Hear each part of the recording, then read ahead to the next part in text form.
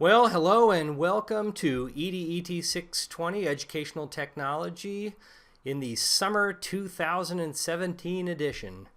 My name is Greg Sherman and I am the instructor for this course, also the designer of the course. I'm the person that you will be contacting if you need any help, any support, if you call or email. I'll be the one on the other line.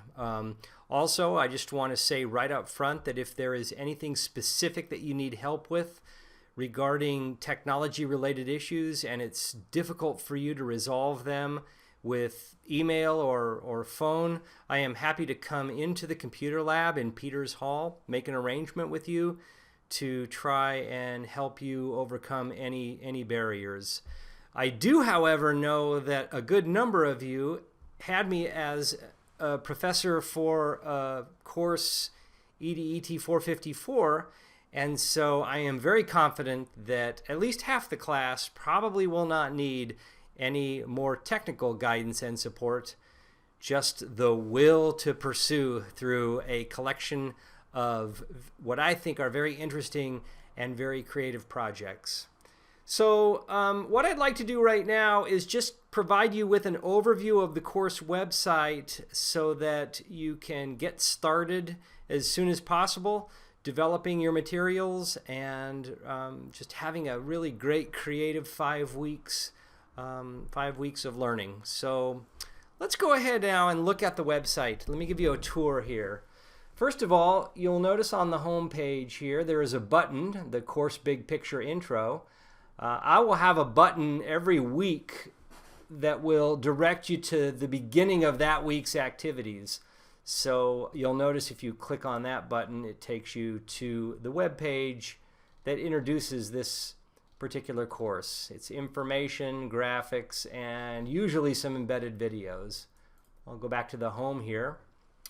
What I'm going to want you to do today actually is to make sure that you first review all of the information that's on the Syllabus tab up here.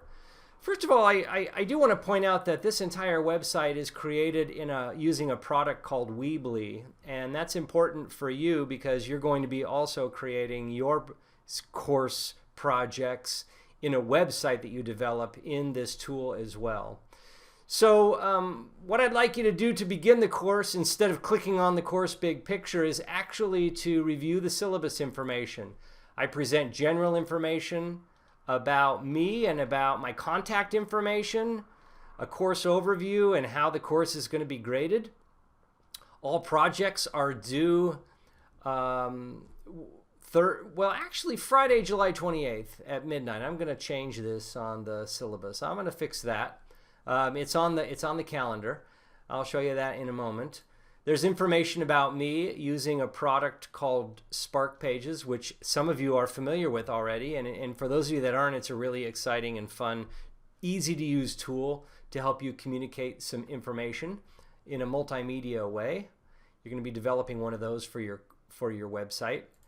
The calendar page is going to be really important for you to pay attention to throughout the next 5 weeks because it lists every project that we're doing and when the projects are due. And I've got some kind of weird due dates because I want you to create your website shell today and tomorrow, and also complete your Adobe Spark page by midnight tomorrow. That is Tuesday, June 27th. Scrolling down here, you'll notice that I did put under week 5 that all final projects are due Friday, July 28th. That will give me that weekend to evaluate everything that is final. I also have on the calendar page an embedded Google Calendar, and on this page it lists when projects are due.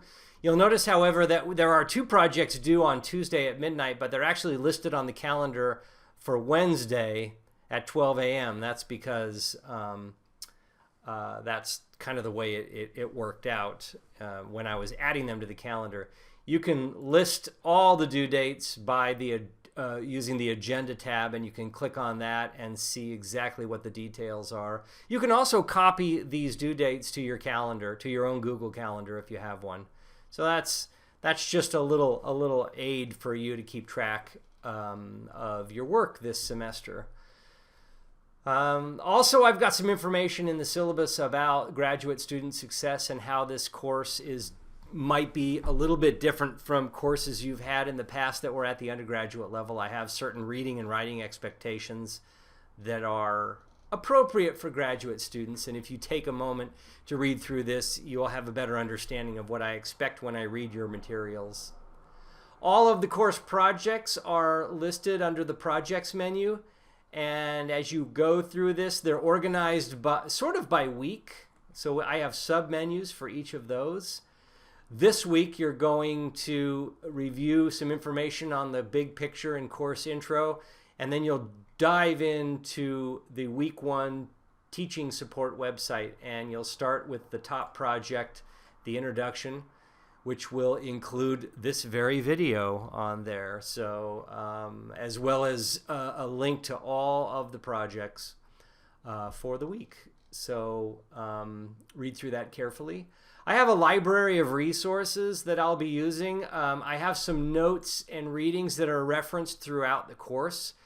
If you've taken 454, you'll notice the course notes are very similar. So you may not have to reprint these. You don't even have to print any of these notes if you don't want to. You can just keep them as electronic files. But I do reference these notes throughout the course. This is my version of a course text. There are also some links to some other documents as well. One of the first things you're going to do in the next 2 days is create your own website in Weebly, similar to what you're viewing now, and then you're going to submit your web address, and you're going to do that, and your name and your address is going to be listed on this page automatically.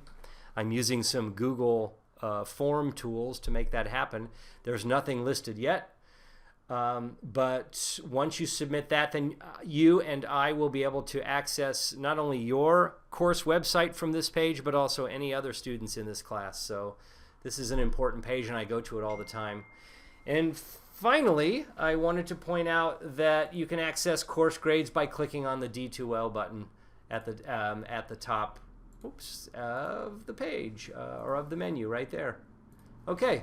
So that's an overview of the course website. As I mentioned, the first thing you should do today, right now, is to review the syllabus information and then look at the course big picture and intro, and then get started on the week 1A projects. And as always, if you have any questions or comments or need any kind of support, I am available on the syllabus webpage. Oh, you can hear my phone. My phone is dinging. I'm getting some important, must be getting some important messages. When you click on the general information, all of the contact information for me is here. My phone number and my email. So you can contact me anytime. I'm available, and as I mentioned, I'm available to help you both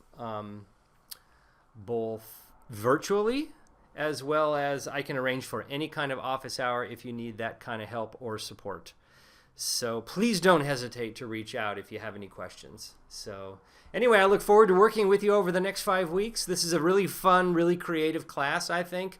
And one nice thing about it is that it will result in you developing a number of resources that may be very beneficial to you in the next couple of years of your professional practice as an educator. So I hope you enjoy the class, first of all.